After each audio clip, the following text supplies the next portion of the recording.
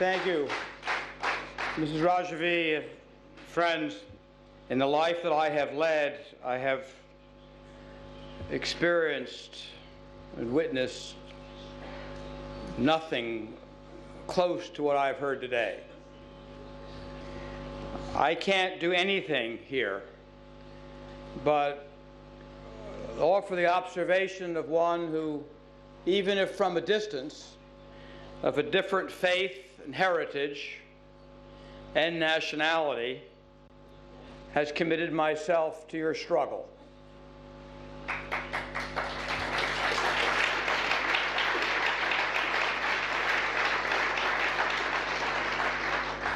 As people of faith and education,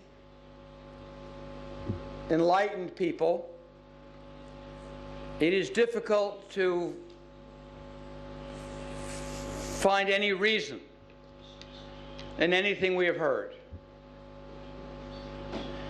It would be easy to simply leave this room today with nothing in your hearts but despair.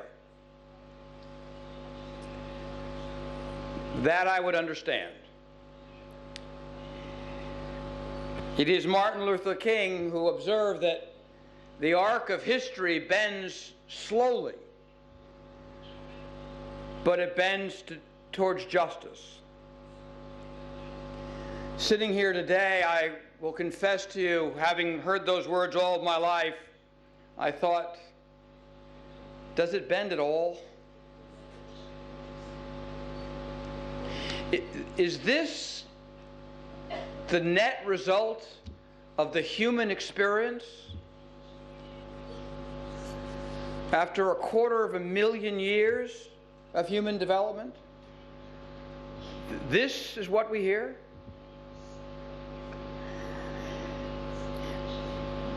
There was a time in human history where the human conscience was protected by these artificial lines we draw on a map.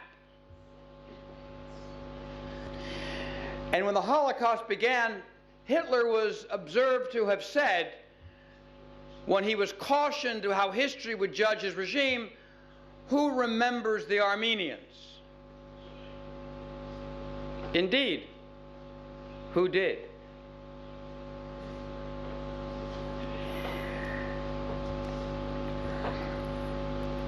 It took until our generation, until people decided that perhaps the arc of history had started to bend. The responsibilities on the shoulders of those of you who are here today is almost unbearable.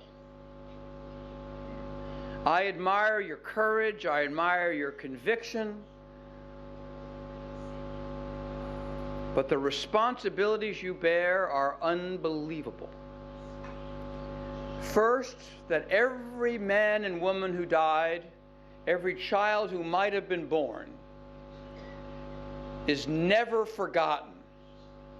Because if they are never forgotten, they never die, and the mullahs never achieve victory.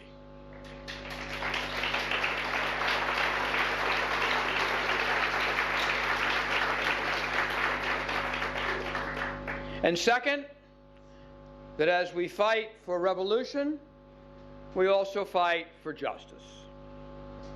But finally, not as the lawyer, not as the one who has heard these stories, you bear one other responsibility.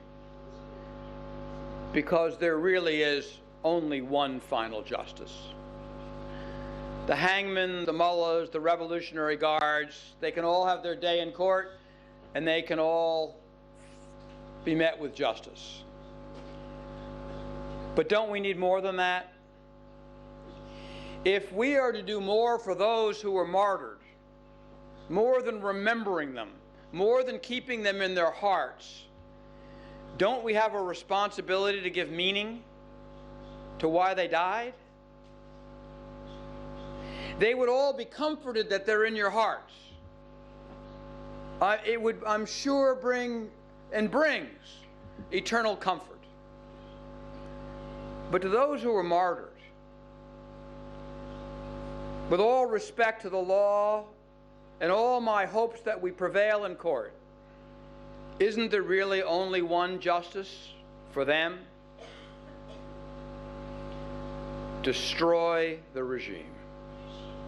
Thank you all very much.